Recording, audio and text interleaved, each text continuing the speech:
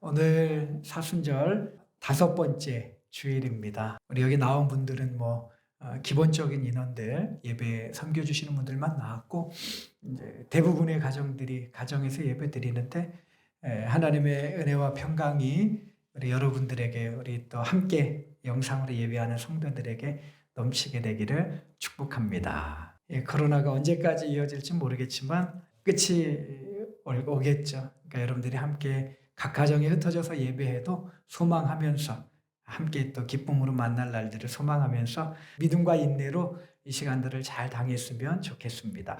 오늘 각 가정에서 지금 예배 드리는 분들도 계실 텐데 옆에 있는 식구들을 향해서 모든 것은 지나갈 겁니다. 이렇게 한번 인사해 주세요. 우리 여기 계신 분들은 그냥 눈으로만 말하지 마시고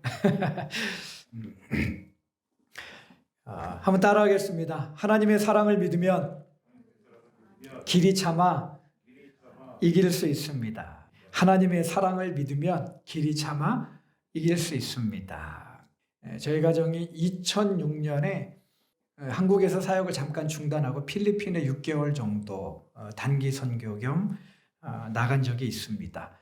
이제 저희가 필리핀에 갔는데 필리핀에 도착한 지 이틀 만에 렌탈해 놓은 집에 이제 가재도구 하나 갖추지 못한 상태에서 태풍을 맞았어요. 근데 우리나라에서도 제가 태풍을 수없이 맞아봤지만 필리핀 태풍은 이게 완전히 우리나라 태풍 저리 가라더라고요. 그냥 다 날아갈 것 같은 아주 센 태풍이었습니다.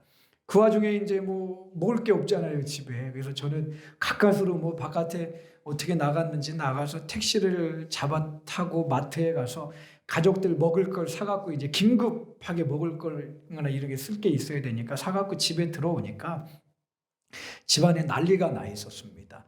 이게 정전이 돼서 집은 완전히 깜깜하죠. 거기다가 이 강풍이 저희가 그때 렌탈했던 집에 문을 부셔버렸어요. 그냥 그래갖고 문이 막 부셔져갖고 비가 안으로 다 들여치고 또 벽이 새갖고 물이 막 흐르고 있는데 갔다 와 보니까 아내하고 그때 하늘이 비는 7살, 5살 이랬거든요.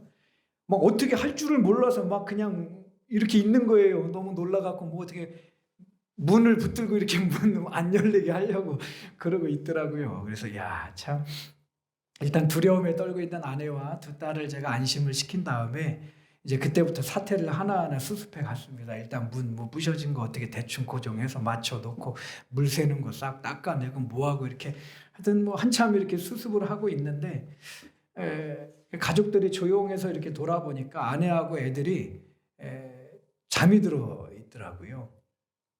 여전히 밖에는 거친 태풍이 몰아치고 있었고 정전돼서 깜깜한데 촛불 하나로 이렇게 지탱하고 있었으며 물이 줄줄 새는 그 난리의 와중에도 아내하고 두 딸이 이렇게 잠들어 있는 거예요. 그렇다면 왜 아내와 아이들이 그 난리 중에 편히 잠들 수 있었을까? 이유는 자신들 곁에 든든한 아빠와 남편이 있었기 때문입니다. 오히려 상황은 태풍은 더 점점 심해졌거든요.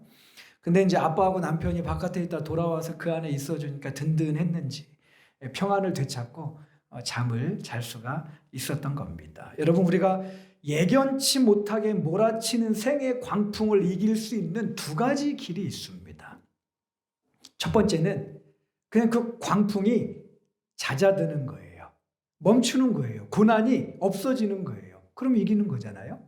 다른 하나 두 번째는 뭐냐면 고난을 이길 수 있는 비결은 고난의 환경이나 상황은 하나도 변하지 않았어요. 하지만 그 고난 가운데 하나님이 나와 함께 하심을 내가 강하게 경험하면서 그분 안에서 내가 힘을 얻고 평안함을 얻으면 그 힘으로 고난을 뛰어넘어서 이길 수 있는 그 길도 있습니다.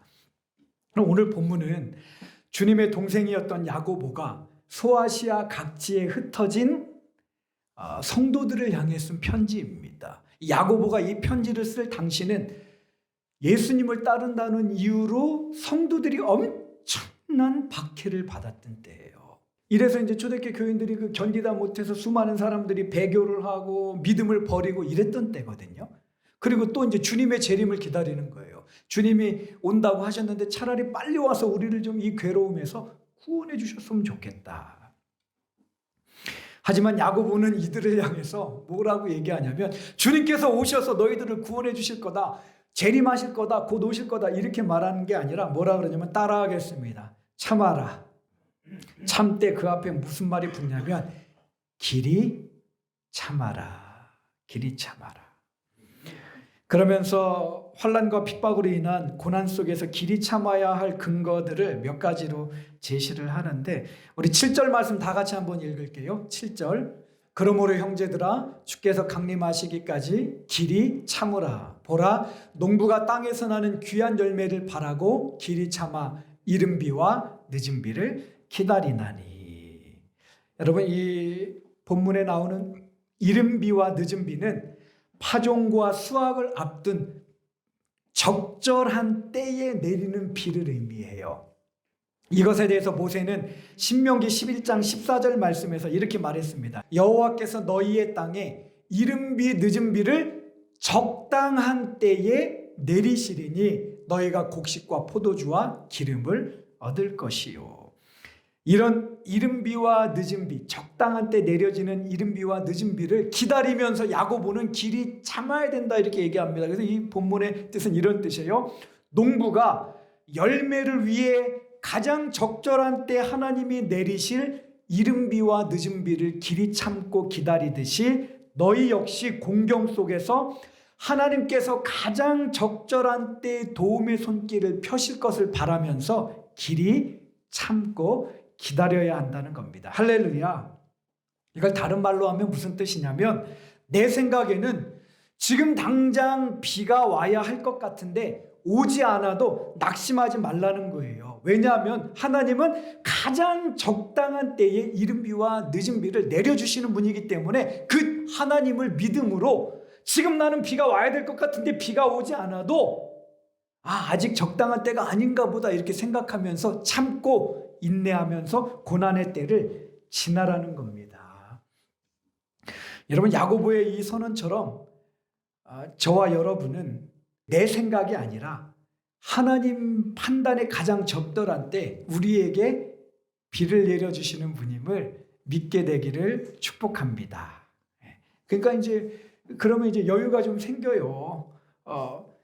지금 나는 하나님의 도움이 필요한데 하나님께서 나를 건져주셨으면 좋겠는데 하나님께서 아직 가만히 계시다 그러면 어떤 거예요? 아직 적절한 때가 이르지 않은 거예요. 여러분 하나님 보시기에 내가 보기에 좋은 시간이 아니라 하나님 보시기에 좋은 때가 되면 반드시 하나님은 그때 우리에게 이른 비 늦은 비를 내려주셔서 우리로 살 길을 열어주신다는 겁니다. 할렐루야. 이랜드 박성수 회장이 IMF 때 이제 회사가 부도의 위기에 처하게 돼요. 그래서 대출을 받아서 이걸 넘기려고 그렇게 대출을 받으려고 사방으로 뛰었는데도 결국은 대출을 못 받았대요. 그러니까 하나님을 원망했답니다. 하나님 지금 죽겠는데 지금 대출을 받아야 되는데 이거 지금 못 받으면 저 어떡합니까? 근데 아무리 해도 안 되더래요. 그래 대출을 못 받은 상태에서 어떻게 넘어갔는지 모르게 몸부림치는 중에 IMF 위기를 넘겼는데 IMF를 지나고 나니까 놀랍게도 IMF 때 대출을 받았던 그 기업들이 그것 때문에 또 올무가 돼갖고 굉장히 어려움을 겪었대요. 그걸 보면서 그때 하나님께서 나는 지금 그걸 안 이루어 주시면 안 되겠는데 생각했지만 하나님 보시기에 그게 좋은 게 아니었기 때문에 막으셨구나 그러면서 크게 감사했다라고 한 고백을 제가 들은 적이 있습니다. 여러분 사람이 똑똑한 것 같아도요. 자신에게 꼭 필요한 중차대한 일이 언제 일어나야 가장 좋은지조차 모르게 사는 게 그게 인생이에요. 반면 하나님은 내게 있어야 할 그 일이 언제 일어나야 내게 완벽한 때인지를 아시는 분입니다. 그렇기 때문에 이 일이 당장 되어져야 한다고 확신 그토록 바랐음에도 하나님의 응답이 없어도 우리는 실망할 필요 없고 실망해서도 안 됩니다. 하나님은 내가 바라는 때가 아니라 내게 가장 좋은 그때에 이른 비와 늦은 비를 틀림없이 내려주실 것이기 때문이에요. 아멘. 그렇기 때문에 저는 우리 성도들이 요즘 코로나 때문에 지금 전국에서 죽겠네 소리가 나오잖아요. 아우성인데 이 가운데 여러분들이 하나님의 신실하심을 좀 붙들고 살았으면 좋겠습니다. 때가 되면 하나님이 도와주실 거예요. 분명하게. 그리고 내가 보기에 좋은 때가 아니라 하나님 보시기에 좋은 때. 그러니까 여러분 진짜 믿음은 하나님의 생각이 내 생각보다 높고 하나님의 길이 내 길과 다름을 깨닫고는 겸손히 그분의 뜻에 순복할 줄 아는 게 그게 참된 믿음입니다. 참 믿음의 사람은 때마다 일마다 인생의 대차 대조표를 갖다가 만들어서 일일이 손익을 따지면서 사는 사람이 아니라 내게 가장 좋은 때 이른 비와 늦은 비를 내려주시는 하나님의 무한하신 사랑에 나를 갖다가 오롯이 맡기고 사는 사람이에요. 저와 여러분이 이런 믿음을 갖게 되기를 축복합니다. 그냥 뭐 이렇게 좀 어려워도 힘들어도 그렇게 막 힘들다 죽겠다 하지 않았으면 좋겠고 크게 두려워하지 않았으면 좋겠어요. 하나님이 우리를 적절한 때에 도와주실 것이기 때문에 11절 말씀 다 같이 한번 읽겠습니다. 보라, 인내하는 자를 우리가 복되다 하나니 너희가 욥의 인내를 들었고 주께서 주신 결말을 보았거니와 주는 가장 자비하시고 긍휼히 여기시는 이시니라. 아멘. 야고보는 너희가 욥의 인내를 들었고 주께서 주신 결말을 보았다고 말합니다. 여러분 여기서 욥의 인내라고 하면 욥이 당한 최악의 고통 속에서 그가 보여준 인내입니다. 제가 그래서 그림 자료 몇 개 갖고 왔잖아요. 여러분 욥의 고난의 특징은 뭐냐면 욥이 잘못해서 당한 고난이 아니라는 거예요. 예를 들어 내가 뭐 어디 뭐 도둑질을 하고 사기를 쳐서 감옥에 가서 고난당한다.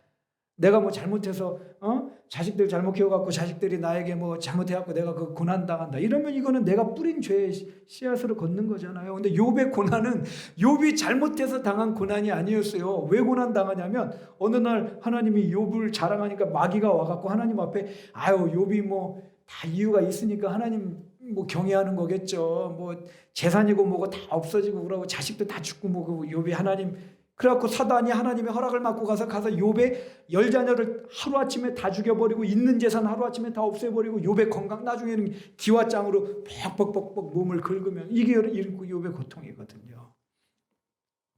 욥이 당한 고난 중 하나도 아닌 그 하나의 일부만이라도 오늘 우리가 당했다면 천지가 요동칠 것 같은 큰 환난으로 시험에 빠졌을 것 같은 이 엄청난 고통들을 욥은 당하고 이게 욥의 고통이거든요.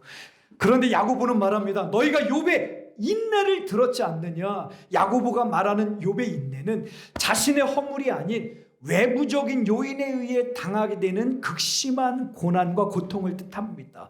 내 잘못이 아닌 아무 잘못 없이 당하는 무고한 고통 속에서도 욥이 인내했다는 거예요.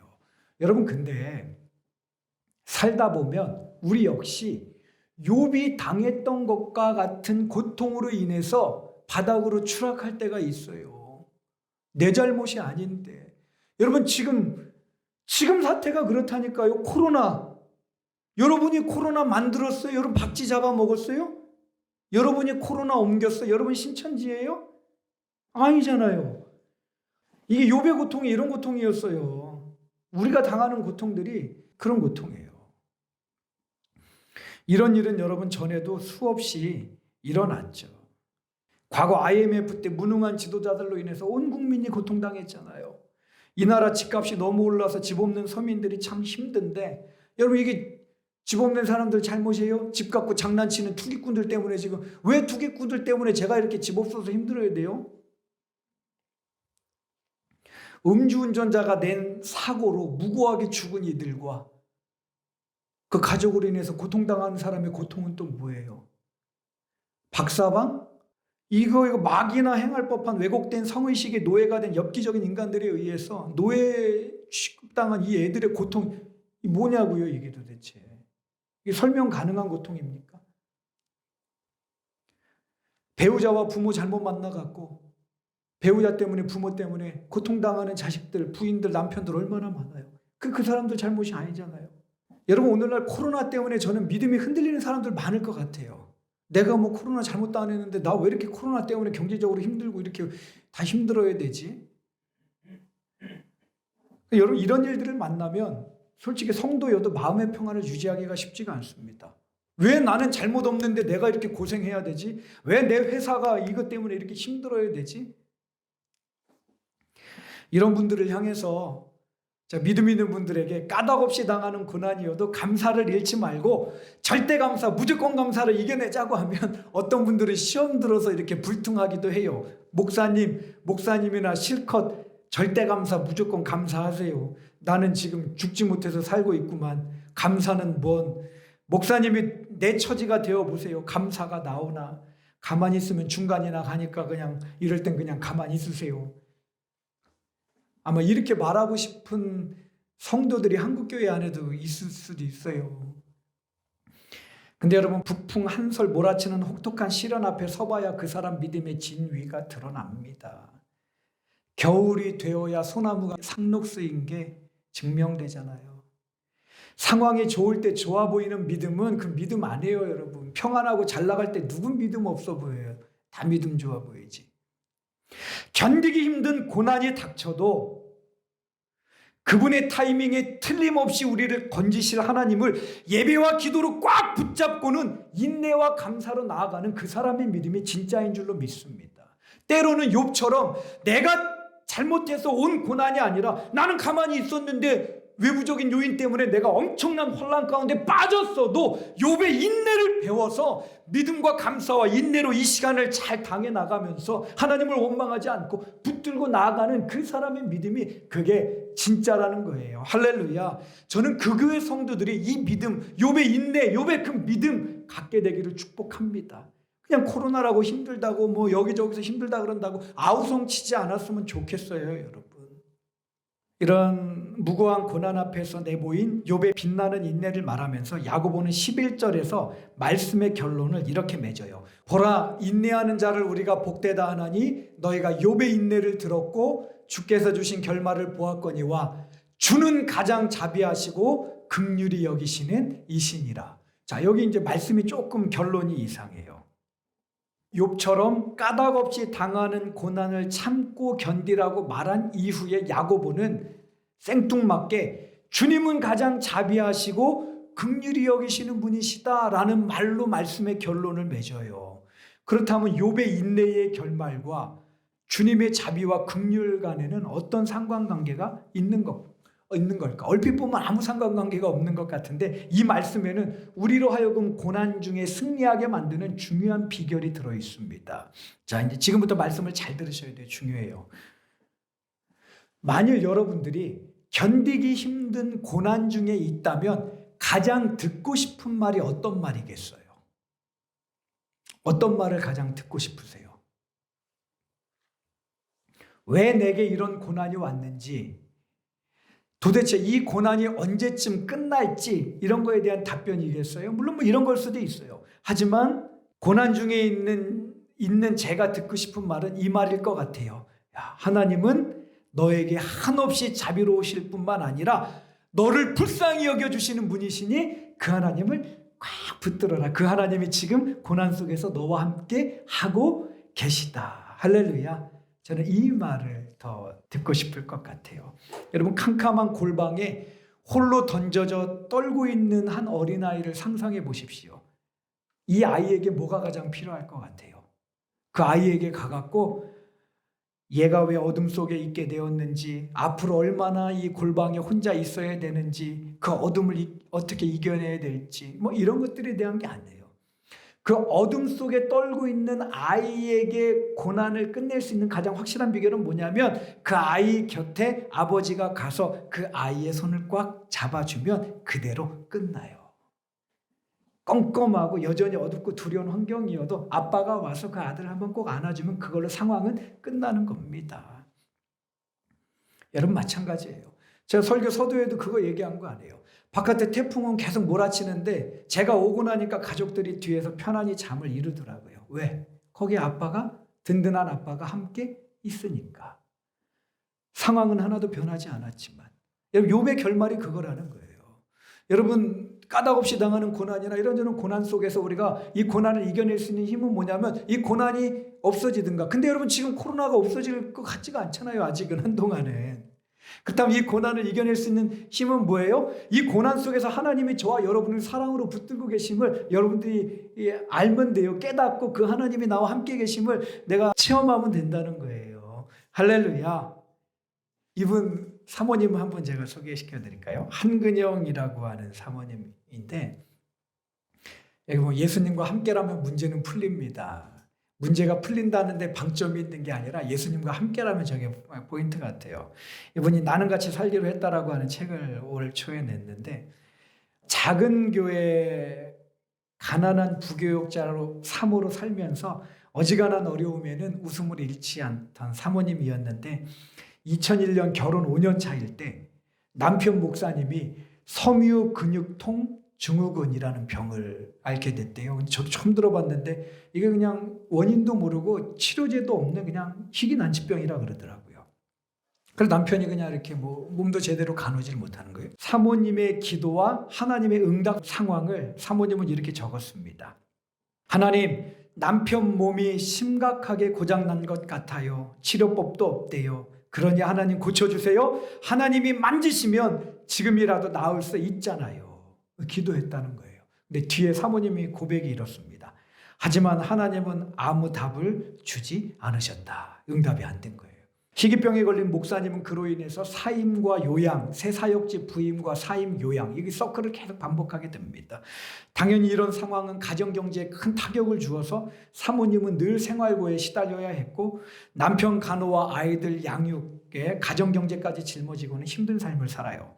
그 와중에 일주일에 한 이틀이라도 하루 이틀 남편이 몸을 움직일 수 있어서 그 남편과 2008년에 교회를 개척합니다. 그 교회 이름이 담트고 길 닦는 교회였대요. 이때 사모님의 고백입니다. 나는 약함을 고백하는 공동체, 그 약함에 답을 주는 공동체가 절실했다. 예수 믿으면 금세 모든 게 회복된다라고 거짓말하는 교회가 아니라 믿음을 가졌어도 광야를 통과해야 하는 인생의 진실을 말해줌과 동시에 그렇다면 그 인생길에 어떻게 예수님과 동행하며 회복과 행복을 꿈꿀 수 있는지를 정직하게 답해주는 공동체를 꿈꾸었다. 이런 비전을 갖고 교회를 개척해서 사역하던 중에 교회 개척 1년 만에 당시 초등학교 5학년이었던 큰아들이 또 갑자기 불안증에 빠지더니 코피를 쏟고 다리에 통증과 어지러움을 호소해서 결국 학교를 쉬게 되는, 그래서 남편하고 아들까지 병수발하는 하게 됐대요. 이런 현실 속에서 흔들리지 않을 사람이 누가 있습니까? 그래서 사모님도 우울증에 빠져버려요. 뭐 이제 대책이 없는 거죠. 뭐 이제. 그래 우울증에 빠지고 도저히 살 길도 막막하고, 그래서 하나님 앞에 이런 기도를 드리게 됐답니다. 하나님, 왜 저를 내버려 두시나요? 저는 완전 사막 한복판, 망망대해 한복판에 버려졌어요. 이 고난을 어떻게 헤쳐나가라고 저를 여기에 두셨나요? 그렇게 울부짖으며 기도하는데 갑자기 마음속에 하나님이 그러더래요. 야, 나는 너 한 번도 떠난 적 없는데? 나는 너 한 번도 버린 적 없는데? 나는 늘 네 옆에 있었는데 무슨 말을 하는 거니? 이러면서 사모님이 이 말에 큰 충격을 받았더래요. 그 고통 속에 자기는 혼자 덜그러니 던져진 줄 알았는데 아니었구나. 아니었구나. 이때 사모님이 이렇게 또 고백을 했습니다. 솟구치는 원망과 비난의 언어를 쏟아놓던 그때도 하나님은 어떻게 나한테 그런 말을 하니? 라고 책망하지 않으셨다. 오히려 나는 내가 무슨 말을 하는지 다 안다라는 눈빛으로 다가오시고는 나를 한순간도 내버려 둔 적이 없는 나의 유일무이한 보호자가 하나님이시라고 알려주셨다. 그 한 말씀은 마치 너한텐 내가 있잖아. 내가 처음부터 끝까지 너와 동행하는데 뭐가 그리 걱정이니? 라는 말씀으로 들렸다. 그래 이 음성에 정신을 확 차리고 사모님이 일어나셔요. 일어나셔서 다시 이제 믿음으로 이렇게 하나님 앞에 몸부림치는 중에 감사하게도 이 쓰러졌던 아들이 미술 치료나 이런 걸 받으면서 정신적으로도 돌아오고 건강을 회복했다 그러고, 가정에서 드리던 예배도 부흥해서 지금은 상가에서 50여 명이 예배드리는 교회로 부흥했다고 합니다. 이런 하나님의 은혜가 너무 감사해서 사모님이 이렇게 고백을 했습니다. 하나님은 제게 많은 일이 회복 중임을 보게 하심으로 고통에는 반드시 끝이 있음을 믿게 하셨습니다. 그래서인지 새롭게 시작된 또 다른 고통의 문제에도 믿음으로 대응할 용기가 납니다. 물론 어떤 고통은 10년, 20년, 때론 평생에 걸쳐 씨름해야 하겠지요. 하지만 그런다 한들 두려워 떨 이유가 무엇이겠습니까? 하겠습니까? 어차피 우리는 한치 앞을 볼 줄 모르고 작은 문제도 스스로 해결 못하는 양들이기에 어떤 문제 앞에서도 한 발 한 발 선한 목자의 뒤만 따라갈 뿐입니다. 그러면 결국엔 주님께서 그 한 걸음 한 걸음을 모아 우리 인생의 그림을 가장 아름답게 완성하실 것입니다. 오늘 코로나 광풍으로 인해 삶의 근간이 뿌리채 흔들리고 마음껏 예배할 수 없는 환경으로 인해서 믿음이 흔덩거리는 그리스도인들이 많을 줄 압니다. 우리 그 교회 성도들 중에도 없다고 누가 장담해요. 삶도 힘들어지고 교회도 뭐 안 가도 되고 하니까 그냥 약해지고 연약해질 수도 있거든요. 이런 우리를 향해서 야고보는 외칩니다. 너희가 바라는 때가 아니라 우리 앞서 가시는 하나님 판단에 좋을 그때에 하나님은 우리 삶의 도움과 구원의 손길을 한치의 오차도 없이 펴실 것이다. 그러니 당장 내 뜻대로 일이 진행되지 않고 하나님이 구원의 손길을 펴주지 않는다 그래서 조급해하지 말고 원망하지 말고 낙심하지 말고 오래 참음으로 하나님의 때를 기다려라. 할렐루야. 네. 하나님은 너무 일찍도 안 오시고 너무 늦게도 안 오실 거예요, 여러분. 하나님은 적당한 때 여러분에게 오실 겁니다. 그러니까 그 이른 비와 늦은 비에 하나님을 믿음으로 바라보면서 오늘 힘들어도 좀 당당하게 어깨 펴고 그렇게 좀 우리 그 교회 성도들 신앙생활하면서 이 고난을 헤쳐나갔으면 좋겠어요. 기운 센 천하장사의 믿음으로 좀 인내. 그죠? 신앙생활은 인내하는 거예요. 참는 거예요. 고통에서도 참고 어려움 중에도 참고 기도응답이 안 돼도 참고 어떻게 할 거예요? 참아야지. 참되 길이 참으라. 더불어 또 하나 우리가 기억할 건 뭐예요? 이 고난 속에서 하나님께서 저와 여러분과 자비하심으로 함께하고 계시다는 겁니다. 여러분 그거 잊지 않으셨으면 좋겠어요. 그 놓치지 않으셨으면 좋겠어요. 혼자인 것 같아도 그렇지 않아요, 여러분. 하나님은 한 번도 우리를 놓으신 적이 없어요. 그 주님이 옆에서 우리에게 이렇게 함께 하시면 힘나잖아요. 어떤 고난이 뭐가 문제예요. 테레사 수녀가 생전에 이런 말을 했습니다.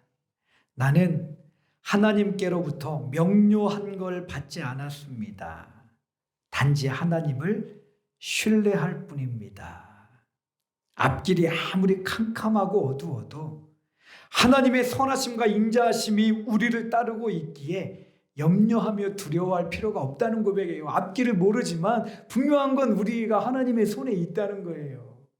여러분 이 하나님은 지금도 동일하세요. 이 코로나 이 환난 속에서도 하나님은 저와 여러분의 앞서 걸으시면서 우리가 장막을 칠 그 가장 최적의 장소를 앞서 가시면서 찾고 결국 그리로 우리를 인도하실 거고 그 자리에 우리로 있게 하실 거예요. 믿음이 뭐예요, 여러분? 그 하나님 붙들고 가는 거잖아요. 코로나가 뭐가 문제예요? 경제적으로 좀 어려워졌다는 거 그게 뭐게 문제예요, 여러분?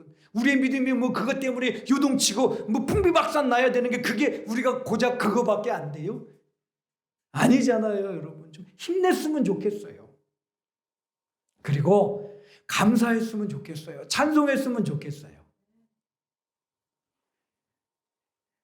그렇게 해도 시간은 가고 감사해도 시간은 고난은 지나가는 거고 원망하고 불평해도 그 고난은 가요. 어차피 끝이 와요. 끝이 왔을 때 우리가 하나님 앞에 섰을 때 그래도 당당해야 되잖아요. 저는 그거 하나 잘해요. 요즘에도 여러분 하루에 120까지 30까지 150까지 매일 감사일기를 써요. 이왕 신앙생활 할 거면 여러분 하나님은 한 번도 우리를 실망시킨 적 없다고 우리가 이따가나 예배 찬양 끝에도 고백하잖아요. 그 주님이 우리를 이 시간 붙들고 계십니다. 그걸 좀 봤으면 좋겠어요. 그리고 가장 적절한 때에 내게 손길을 펴실 거예요.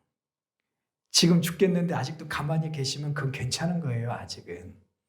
우리가 그 하나님을 꼭 붙들고 승리하는 저와 그 교회 성도들이 되시기를 주님의 이름으로 축복합니다. 같이 기도할게요. 하나님 아버지, 이 코로나 때문에 전 세계는 세계대전보다도 더 힘들다라고 하는 표현을 쓸 만큼 전 세계 경제가 얼어붙고 상황이 어려움 가운데 놓여 있습니다. 주님, 그렇지만 분명한 건 이 어려움 속에서도 하나님은 우리를 고아처럼 홀로 두고 계시지 않는다는 사실입니다. 야고보의 고백처럼 가장 자비하시고 우리를 긍휼히 여기시는 주님이 오늘 우리와 이 환난 가운데 함께하고 계심을 우리가 망각하지 않게 하여 주옵소서. 또한 가장 적절한 때에 이른 비와 늦은 비를 내려주시듯이 우리에게 가장 도움이 필요할 그때에 한치의 오차도 없이 정확하게 이른 비와 늦은 비를 내려서 우리를 살려주실 그 하나님을 우리가 믿음으로 신뢰하게 하여 주옵소서. 당장 내 뜻대로 되지 않는다고, 당장 기도 응답되지 않는다고, 당장 환난이 끝나지 않는다고 어리석게 악한 말로 하나님 원망하고 불평하지 않게 하여 주시고, 오늘 연초에 나눴던 말씀처럼 우리 앞서 행하시면서 지금도 이 환난 속에서도 우리가 가야 할 길, 우리가 텐트를 쳐야 할, 장막 쳐야 할 곳을 미리 내다보시며 앞서가시고 그것으로 우리를 인도하고 계신 신실하신 그 하나님, 사망이나 그 어느 것도 그 무엇도 우리를 그 주님의 손에서 끊을 수 없는 그 능력의 손길로 우리를 붙들고 계신 그 하나님의 역사를 우리가 믿음으로 붙들며 감사하며 찬양하며 이 시간들을 이겨내게 하여 주옵소서. 예수님의 이름으로 기도합니다. 아멘.